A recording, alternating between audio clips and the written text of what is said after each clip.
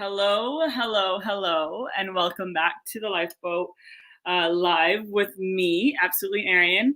And I am just so excited to get back into this topic that we have tonight called Boundaries, Boundaries, Boundaries. I took a little hiatus last week because I had to establish some boundaries for myself and just, have a little bit of self-care and just take care of myself for that moment. So I had to, postpone it till this week. But I'm excited. I'm rested and ready to get back to the Lifeboat Live and share on this topic that I am growing in. I've been learning a lot about and want to share it with you guys because that's what the Lifeboat is about, is sharing life lessons along life's journey. And so before I get into it, I just want to invite anyone who's in here at the moment to hit share on this video.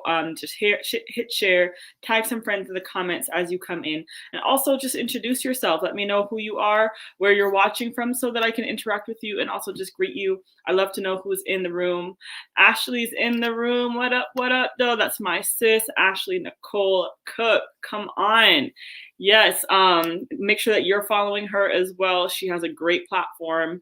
She's doing a lot of work, especially around the topic of child sexual abuse, and she's doing a phenomenal work in that area and in other areas along the lines of mental health. So make sure you follow her as well. So before I get into it, I would love to invite you guys to continue to share, hit like, tag some friends in the comments so they can come in. I think a lot of the topics. Oh, thank you, Ashley. I tried to a little quick beat real quick. You know what I mean? But so I am just really excited to share on this topic, really, because it's something that I have discovered from my own self that I was lacking in the area of just having healthy boundaries. And I like to think that I'm somebody who spends a lot of time just, reflecting in self-reflection, introspective work, and just practicing mindfulness. Mindfulness is something that I've been deliberate about practicing for the last couple of years now. And when you do practice mindfulness, of course, it sharpens your awareness, and your awareness not only about yourself, but around your environment and people around you. And so I discovered that a lot of the reasons why I was getting having disappointment in friendships and in, platonic relationships and romantic relationships was because of my lack of boundaries. And not only just boundaries, because I think I had boundaries, but it was more enforcing boundaries. So I'm just being real with you guys right now. And I think a lot of us suffer from not having or not enforcing boundaries because we have this idea that selflessness means giving all of yourself away and allowing anyone to come and devour, take whatever they like from you, and depleting yourself in friendships, in romantic relationships, in business relationships, whatever it is. I think we think that selflessness means it's a buffet and come and take all from me. And that's just not healthy. And we have to create boundaries. And that's why I want to talk about this topic tonight, because it's just something that I've had to work on myself and to really discover what that looks like and how to live a life that has healthy boundaries. So let's talk about it. I've kept saying the word boundaries, but like, what are boundaries? And so boundaries is really just setting a standard on how you treat yourself and also how you want to be treated by others. Okay. So thank you, Ashley. And whoever else is in the room, make sure that you leave a comment. Let me see who's in here. I'd love to greet you, interact with you on the topic. And also just let me know, do you think you have great boundaries? If you don't, well, this is a great video for you, and make sure you hit share so that other people can benefit off of this video as well. So like I said, boundaries is setting a standard on how you treat yourself and also how you want to be treated by others. It's really not about keeping others out as much as it is about just defining who you are and what you think and what you need, right? So you can have boundaries around your physical space. You can have boundaries around your feelings, your needs, your responsibilities. Boundaries are things that you set in place about things that make you feel safe and well, mostly safe, really, and also that make you feel mentally well, right, and physically well. So your boundaries are also to tell other people how they can treat you as well, what's acceptable and what isn't. And without boundaries, people may take advantage of you because you haven't set limits about how you expect to be treated. Okay, so in order to set boundaries and create healthy relationships, you first have to have a healthy relationship with yourself. Okay, and if you don't have a healthy relationship with yourself, you're never going to be able to have a healthy relationship with others because you're not able to know what you need and what you don't need and what you like, what you don't like. So the question really to ask yourself is, do you feel like you know who you are? That's where you start first, right? Do you know who you are? And if you, and the thing is, we as humans, we are evolving. We're continually evolving. We're always changed. You know, our tastes and our likes, dislikes, they change, they develop, they evolve. And so really taking the time to check in with yourself and find out where you are is really just something that you need to practice, which is really what mindfulness is. For those who might not know what mindfulness is, it's really just taking the time to be in the moment. So it's not focusing on the past, not focusing on the future, but really staying in the present and being aware of your bodily sensations, the smells around you, what you see, what you smell, what you hear, how you feel, and just being aware of that and just sharpening your awareness of what you're feeling in those moments and how that helps you to sharpen or even just to get to know yourself better is that when you know how you feel in a moment, you're able to then assess if you like that feeling or if you don't like that feeling, or if you're uncomfortable here, if you're not, or if you're very comfortable here. And that also helps you to establish boundaries on what you can tolerate and what you won't tolerate. So mindfulness is a great practice, and it's something that I've been practicing a lot lately. I've been practicing mindfulness now for the last, I would say, 2 years or so. And something that I've done to help myself kind of just get through it is really to learn what I like and dislike is journaling. Journaling can really help you to just kind of sort out your thoughts, and it makes it easier to revisit maybe instances where you were uncomfortable or you were comfortable, and assess growth, going back and forth into your journal. Like sometimes I go back into my mindfulness journal and read things that I was experiencing in a moment of anxiety, in a moment of, of sadness, in a moment of whatever. And I can see the progress of my thoughts, of my thinking, of my, how I channel that into positivity. I can monitor my growth, or I can monitor my stagnant. If I'm stagnant, I can monitor just where I'm at in my journey. So journaling really will help you to get to know who you are and where you are in your life. Spending time alone is something that's super duper important.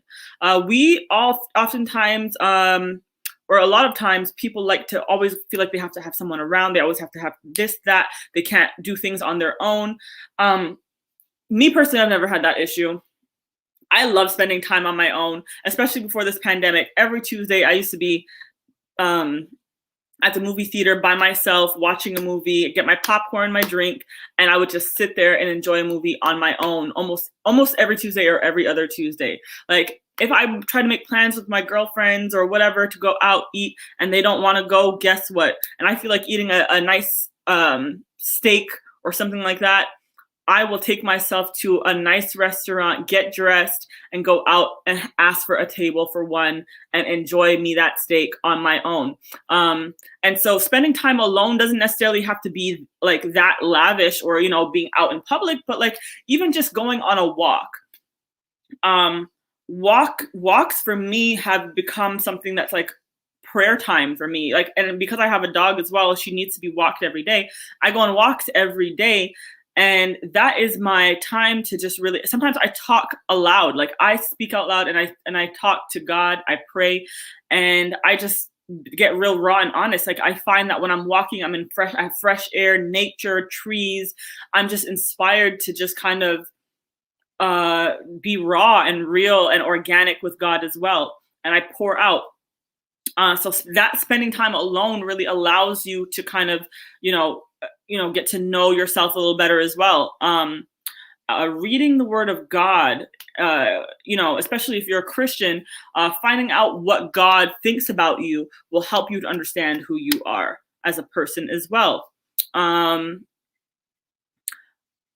I would say another thing for feeling or finding out who you are would be just loving on yourself, practicing self-care, doing things that you love, pampering yourself, doing a face mask every now and then, getting in a hot tub and just soaking in a bathtub with some Epsom salts and some bubbly, bubble bath. Just doing things that make you feel good, and just also saying some loving affirmations to yourself. A friend of mine actually showed me a video the other day of a psychologist that was talking about how people, the root of a lot of issues that people have with their self-esteem, with their mental health, with, just the reason why a lot of people are in just bad states in their life is because they don't feel like they're enough. The root of it is that they don't feel like they're enough. And so I took one of her affirmations and made it into something that I try to say if I haven't been that great at being consistent with it, but just trying to say it daily. And it's just, and you can write it down and say it as well. And it's just as simple as this. It says, I am enough. I've always been enough. And now that I know I'm enough, everyone else knows it too. And I will always be enough. And like, it sounds silly, right? It sounds like, oh, okay, whatever. But like saying that to yourself every single day, even just looking in the mirror and saying that into yourself every single day, you will be surprised how that affects your mental health. How saying positive affirmations to yourself will transform how you feel about yourself, and also transform how you let other people treat you. Because if you feel you're enough, then you don't feel like you need to compensate and pander at people because you're for people, because you feel that you are enough. So just saying things like that to just reinforce, and to fortify your spirit, fortify your self-esteem, fortify your self-worth. Do those things. Those things are going to help you find yourself. And that will also help you to establish what kind of boundaries you need in your life. So the first part about creating healthy boundaries is having a healthy relationship with yourself. So the next thing would be obviously setting boundaries for others. But I mean, you are technically setting boundaries for yourself, but how you implement them into your life also around how other people interact with you is really what I'm trying to say. So a lot of the times when, and I know I've been guilty of this, whether it be platonic or not, a lot of times when we love someone, we allow people to do things that we wouldn't allow other people or to do. And sometimes I've been guilty of this, just losing myself and having no idea how we got there, not allowing and accepting certain treatments and behaviors from people that you never thought you would ever accept or tolerate. And the thing that you have to remember, especially after you've established that getting to know yourself and implementing self-love into your regime, is really never allowing or putting anyone above yourself. Yep, Ashley says, me too. She says, sorry, we give an inch and it becomes a mile. Absolutely. Do you hear me? Absolutely. I have seen myself allow certain things from friends, from romantic relationships, from family relationships, that I thought to myself, like, how am I allowing them to do this to me over and over? Because what? No, because you're family? No, because you're a romantic partner? Because you are a friend? Absolutely not.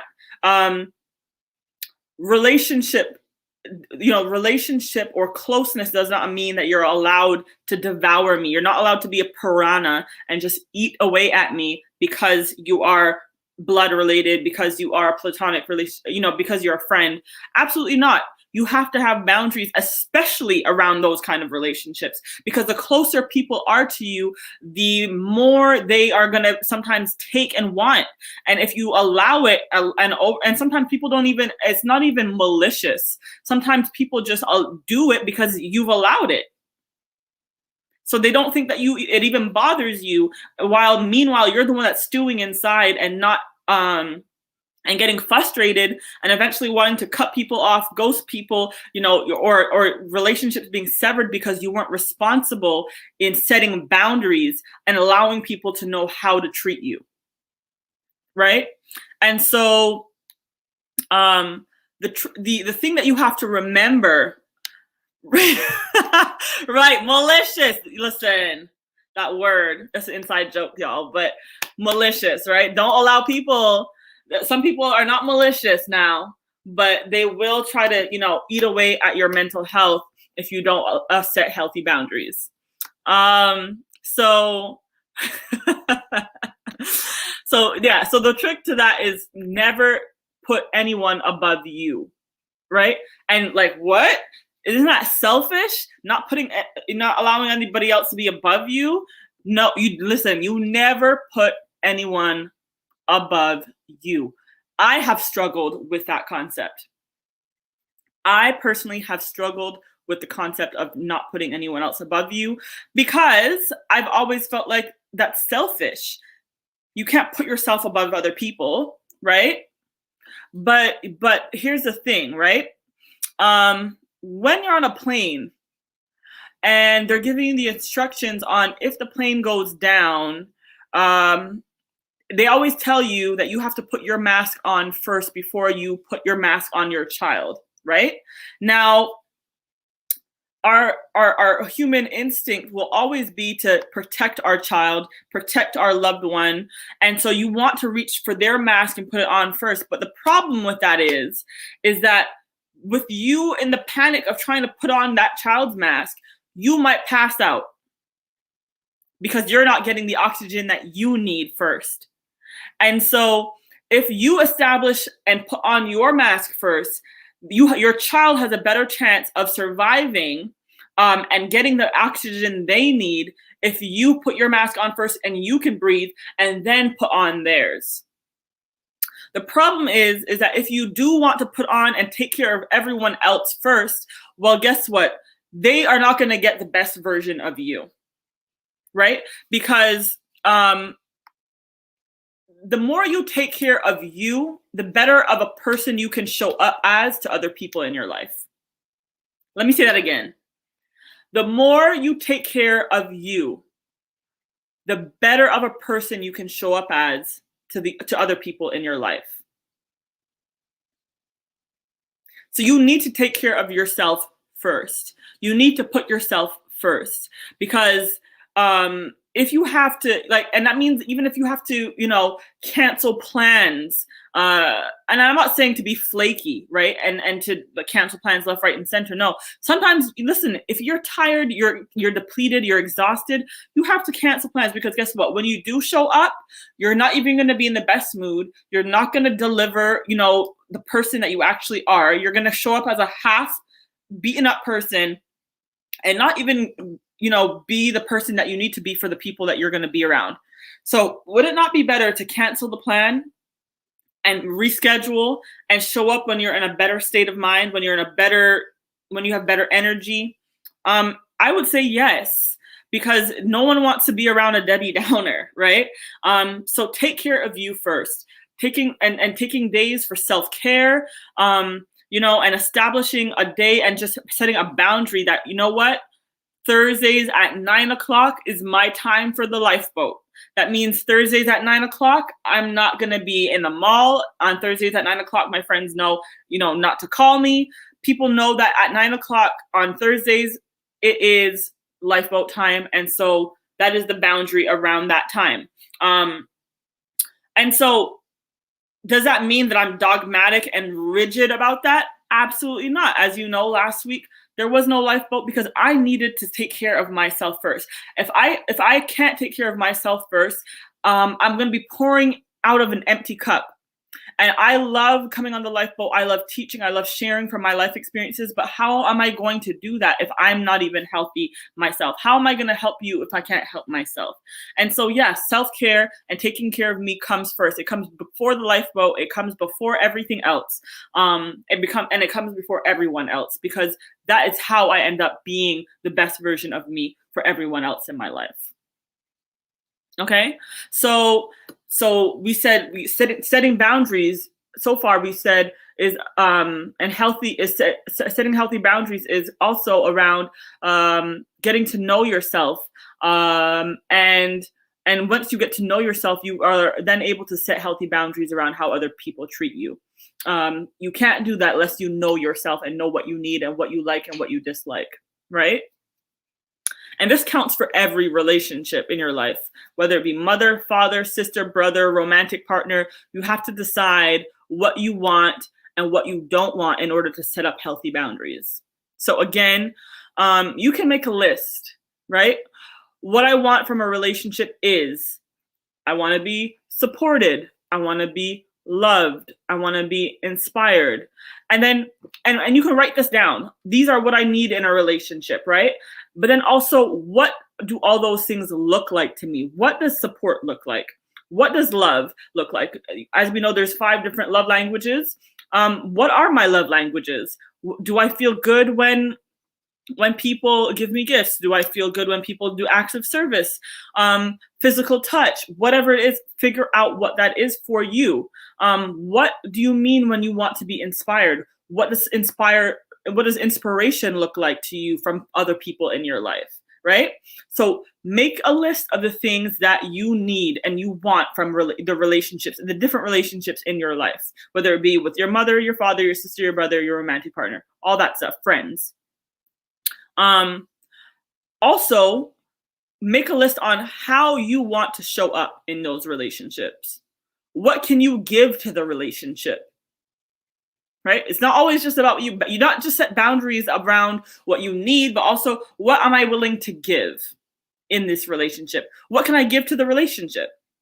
Make a list of those things as well. And once you have figured these things out, right, for yourself, once you've figured out, okay, this is what I need from a relationship, this is what I don't need from a relationship, this is what I want, and this is what I can give. The key now, or the next step in this process of setting boundaries, is really communication. Terrence says, what is that, Terrence? Just live. Just live. Lists will not work out most times. Well, no, we're not talking about lists of goals. We're talking about lists that help you to just visualize what you need out of relationships. So in context, if you're talking about living, yeah, you do live, but you can make lists, or you can make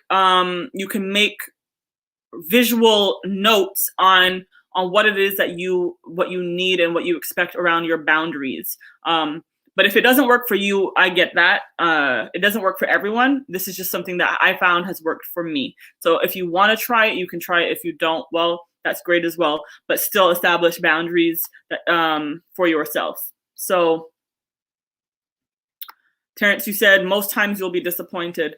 Well, yeah, you will be disappointed if your mindset is that I'm going to be disappointed. But if you set your boundaries and you know what it is that you want and that you need, well, then you establish those things. But if you stay around long enough, Terrence, you'll be able to find out how this works and why this works. But here we go. So I was saying,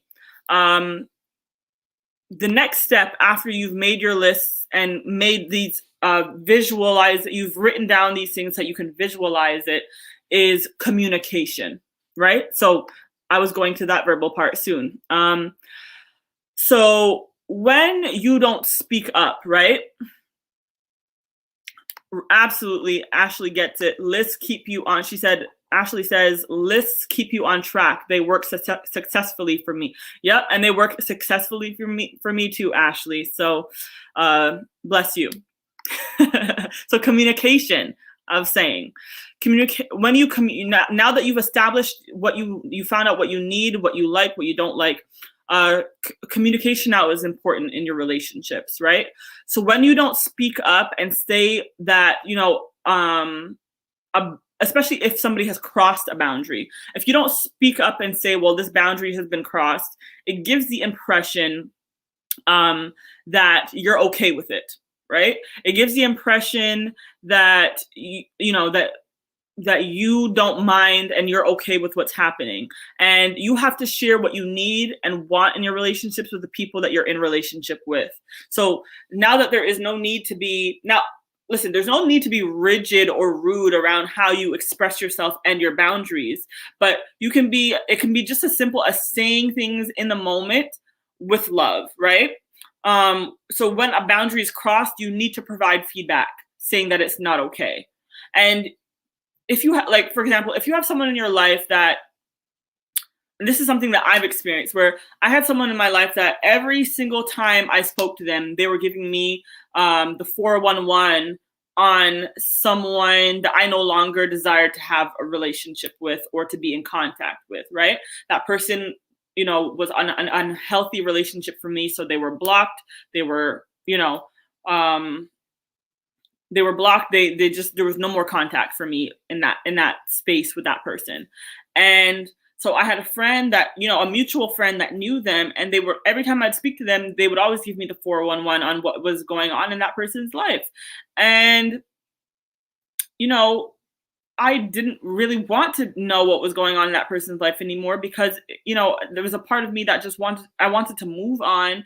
And it was kind of triggering for me to be hearing about that person, especially when I didn't want to be hearing about that person. So you can just say something as simple as, hey, girl, I love you, right? You're my girl. But I'm trying to work out, being in a more positive place, a more positive mindset. I'm working on, not having anxiety around the situation and to just move on. So every time you bring up this person, it's actually setting me back. So please don't, call me to tell me about that. If you want to talk about other things, that's perfectly fine. But I'm not able to handle that at this point in my life. So we're just not gonna be able to talk about them anymore. Simple as that. That's not rude. It's not rigid. It's assertive. And you can be assertive without being rude. Ashley said, I'd be like, well, you date him. Girl, you don't have to be that. You don't have to be confrontational. You can just be assertive. You know what I mean? You can just say what you have to say without actually being hurtful or having to sever that relationship or ghost that person, no longer talk to that person because you're like, every time I talk to them, and you're just getting frustrated. No, nip it in the bud as soon as you have the opportunity in the moment. And then if your friend is a reasonable person, they'll say, oh, my bad, I wasn't even trying to, because a lot of times people don't have nefarious intentions, but but sometimes their actions can be, crossing your boundaries, and also and just hurting your mental health, hurting your process, you're moving on. And so you have to nip it in the bud, right? So when establishing boundaries, it may take a moment. Here's the thing now. It may take a moment for people to get used to your boundaries. Huh? It can take a moment for people to get used to your boundaries. So setting boundaries doesn't mean that, like, once I tell you and you don't, and like you do it again, you're cut off. No, that's not how boundaries work. That's aggressive. That's a little excessive. Give people some grace to get used to the boundaries and the parameters that you've set up. So you may have to say it a couple of times, but until it eventually sets in for them. Sometimes, because here's the thing. Sometimes what is a boundary for you is not necessarily a boundary for others. I'm gonna say that again. Sometimes what is a boundary for you is not necessarily a boundary for others. For example, por ejemplo, all right? What's mine is yours isn't always everyone's frame of mind or their motto, right? I'll give you an example of, like, for example, in my household, growing up, food was never a thing where, this section of the fridge was mine, this section of the fridge is yours, this cereal is mine, this cereal is yours.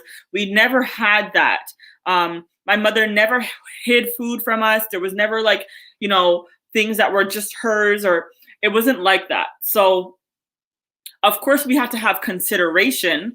So if there was a cake there, obviously, you don't just go eat the whole thing yourself. You consider that, if I've had some, let me allow other people to have some as well. But there was no boundaries around, like, you can't eat this, you can't eat that. Like, you can have a little bit of this, have a little bit of that. Just make sure that you're leaving some for others. That was the culture, especially around food in my house. There was no such thing as don't touch, right? And so for me, how I live, if somebody comes to my house, what's mine is yours is like, you have free reign in my kitchen. You can eat whatever you like, have whatever you want. It's not an issue, because food is food. We all, it's gonna all go in the toilet at the end of the day. So just enjoy it while you have it. And then guess what? When you run out, you can always get more. But I also have been around people who are like, absolutely not. Like, this is my cereal. I don't want to share my cereal. If you want your own cereal, even if it's the same one, we both love Frosted Flakes, but this is my box of Frosted Flakes and this is your box of Frosted Flakes, right? And for me, that was just like absurd. I just didn't understand that, because I didn't have boundaries around food, but some people do. And so you can't just go up into anybody's house and just think that you can open the fridge. Not everybody has that motto and that dynamic in their household. And so if somebody has a boundary around maybe even going into their fridge, then you have to respect that boundary, right? And so because you may have the motto of what's mine is yours, not everyone does. And so you have to be able to respect people's boundaries around their things as well. Okay, so that's an example of just how boundaries sometimes, might not be what your boundary is, but you still have to respect other people's boundaries. And so then when you take the time to communicate, that you don't have to, like I said earlier, you don't have to ghost people or avoid their calls, or, just like push them aside. You can maintain relationships and healthy relationship with parameters that you're comfortable in and that everyone can function in without there being conflict, right? Now, I do understand that sometimes people don't like boundaries. Huh? I know that, there's going to be people who don't like boundaries, and they're going to get upset when you set boundaries, no matter how nicely you put it. They're going to give you pushback on your boundaries, no matter how nice you are, no matter how gently you put it. But quite frankly, their reaction is none of your business. right? Typically, when people push back or are aggressive about establishing boundaries, or about the fact that you've established boundaries, it can be because they don't have healthy boundaries themselves, right? And when people don't have healthy boundaries themselves, then they don't understand why you have boundaries. Right? And so when people don't understand that, there's going to be a battle of the, well, I'm an open, I'm a buffet, and people devour me, and people do this to me, that to me, and so I should be able to do the same, and then get upset when other people don't allow that because they don't have healthy boundaries. And so you can set healthy boundaries, and if that person doesn't have healthy boundaries, they might have pushback and be upset at you having boundaries. Another type of person is, or another reason that people might have pushback and be aggressive towards your boundaries, is because they are no longer able to abuse you and or use you, and that frustrates them. Right? People get frustrated when they feel like they can't use you and they can't get what they want from you. And so when you set boundaries now, it's like, hold up, wait a minute, it's a chopper. You know what I mean? Like, they just get real upset because it's like, I was able to take and take and take and take, and you never said anything before. So what's the problem, right? And sometimes people are upset because they had nefarious intentions towards you in the first place. Like, they never meant any good by you. They just wanted to come and take as much, and they just wanted to use you for your influence. They just wanted to use you for, what you could do for them. They wanted to use you for, the fact that they figure that you have access to money, you have access to resources. And so when you put up boundaries now, they're upset because they never had, their intentions were impure. Right? So sometimes when you set boundaries with people, you gain a lot of information about that person's level of maturity, their level of emotional intelligence, and just their level of respect towards you. You know what I mean? And so setting boundaries is going to give you a lot of information about the people who are around you. So there's levels to this thing, right? And so I would say, so the last part of this whole process of setting boundaries is the most important part. And I think this is the part where I believe I have struggled the most, or the part that a lot of people struggle.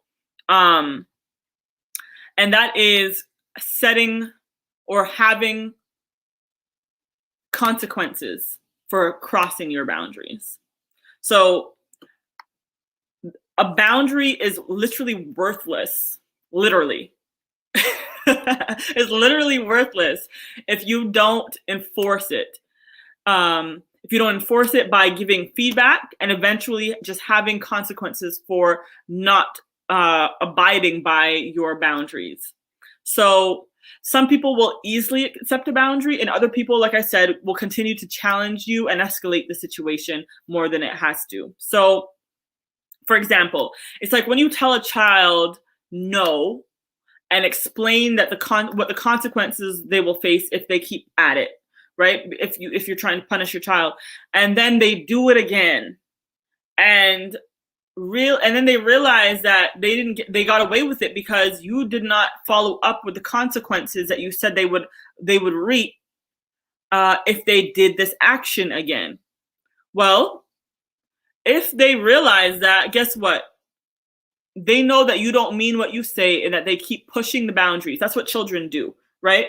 They'll keep pushing and pushing. You give them an inch, they will take 10,000 miles if you allow. They'll keep pushing and pushing and pushing and pushing and pushing and pushing because you set a boundary and you did not follow up and enforce the consequences. Right? So I can give you just here, let's have another transparent moment. Like, I realized for myself in relationships, in a relationship that I was in, one of the reasons that I kept getting negative outcomes wasn't even the lack of boundaries. I had boundaries because I knew cognitively what I wasn't willing to accept, right? I knew that, like, we like just what we all. I'm not accepting no cheating. I'm not accepting no lies. I'm not accepting like you cursing at me. I'm not accepting you. Whatever your boundaries are, like I knew that I was not accepting that cognitively. Those were my boundaries. That was like deal breakers for me. And I was not going to accept that. Now, it was my issue, and what I realized after sitting down and just kind of reflecting over just past failures in relationships is that it was my lack of enforcing those boundaries and following through with the consequences that drove me into a horrible outcome and a place in relationships that I was continually taken advantage of, because we think that consequences are making people pay the consequences of, especially if you've communicated, like we've gone through the steps, we've communicated our boundaries, we've reiterated them, given grace for people to kind of understand the behavior. But if people continue to do it over and over and over again, you have to follow through. And it's not playing games with people. It's not like, oh, I'm going to punish you for a bit and then, and see what happens and I'm going to teach you. No, it's not about playing games. It's not about teaching them a lesson. It's just about having self-love and not disrespecting yourself by not putting your foot down and loving yourself. It's walking away from situations at the beginning and not allowing it to kind of fester and grow and letting the disrespect get worse and worse and worse. Is not you being petty. It's really, especially after you've expressed yourself and the person keeps crossing the boundary, it's you loving yourself. So this brings us full circle back to the beginning. It's you loving yourself, it's you knowing yourself, and you accepting that this person does not respect you and does not know how to treat you, and therefore they no longer are allowed to be in your presence, or there's just a different parameter that you're putting around them, because you're never going to allow anyone to cross your boundary over and over to the point that you are deteriorating, your mental health is deteriorating, your self-worth is deteriorating, your self-love is deteriorating, like, and then you're just allowing someone to continually give you, take a 6 for a 9 is what I say. Like how many people have looked at me and just taken a 6 for a 9? I'm just like, you don't know who I am. And you're absolutely right, Gavin. Love starts with self-love, 1000%. And Yanori says, loving yourself is a key.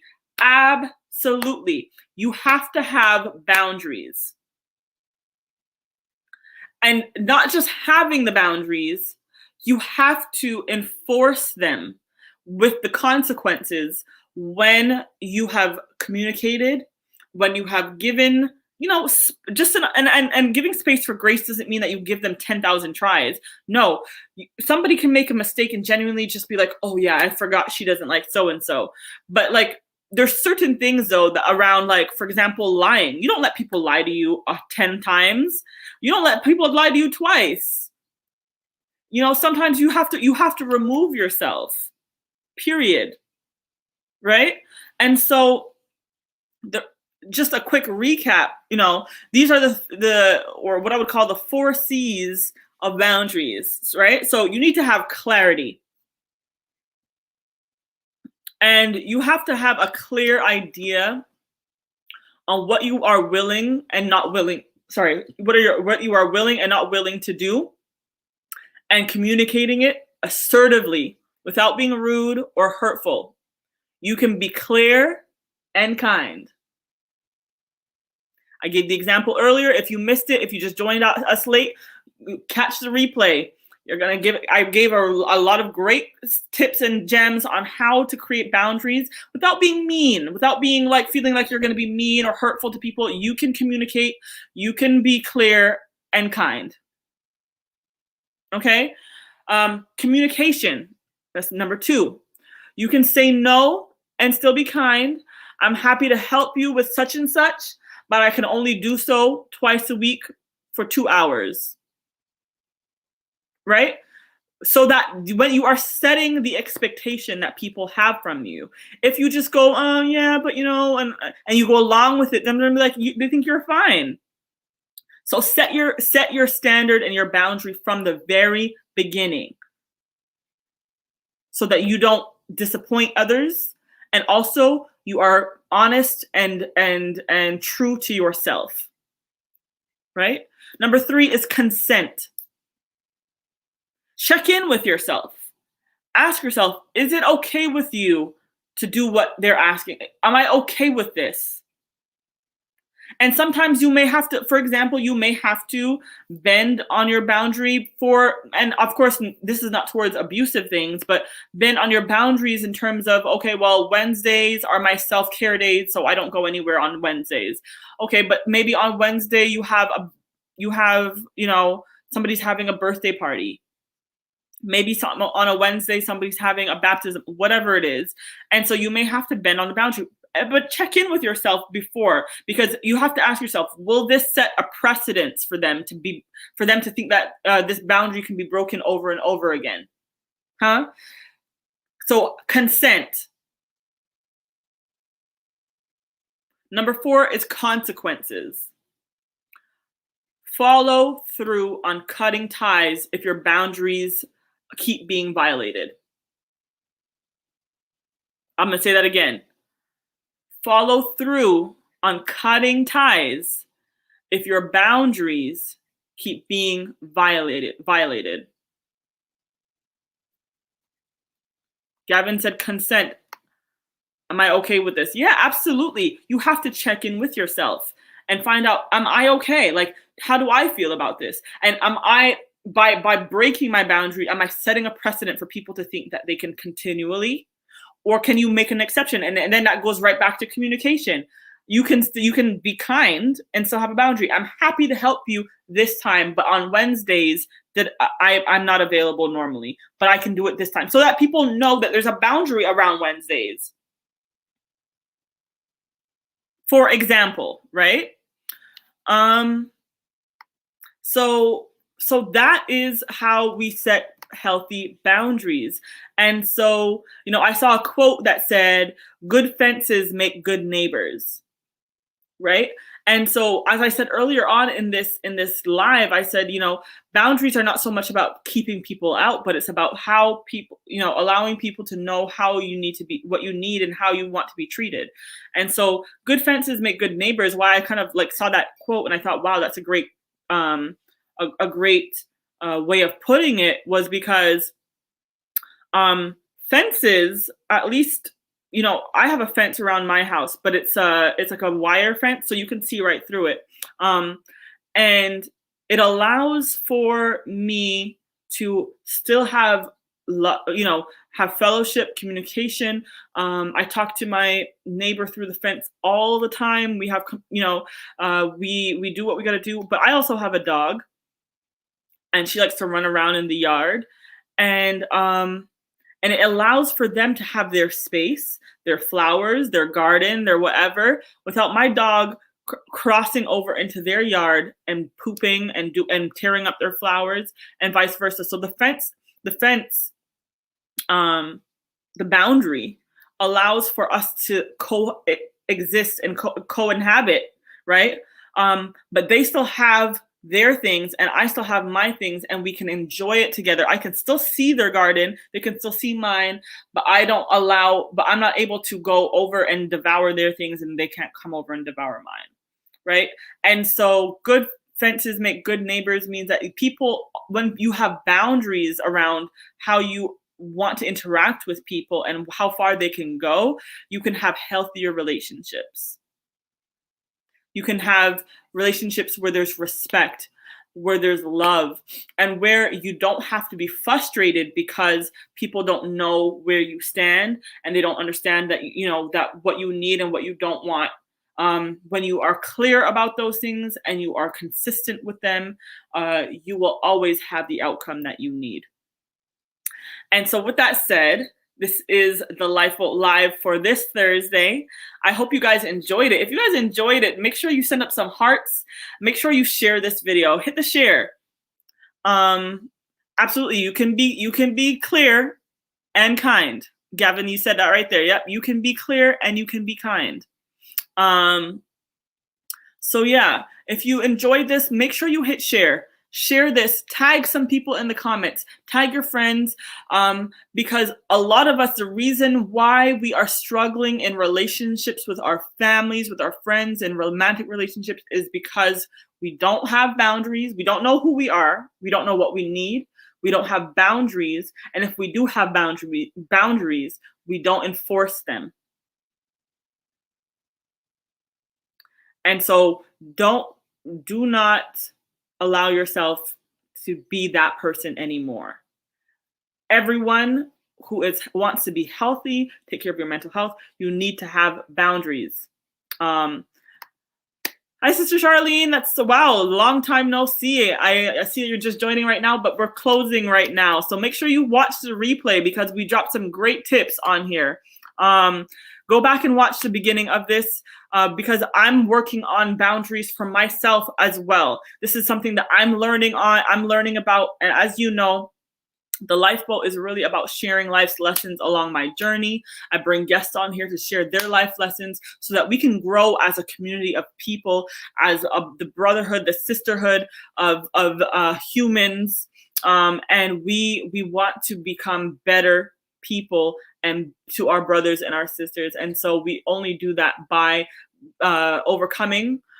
The Bible says we overcome by the blood of the Lamb and the word of our testimony. And we could only have a testimony if we've overcome.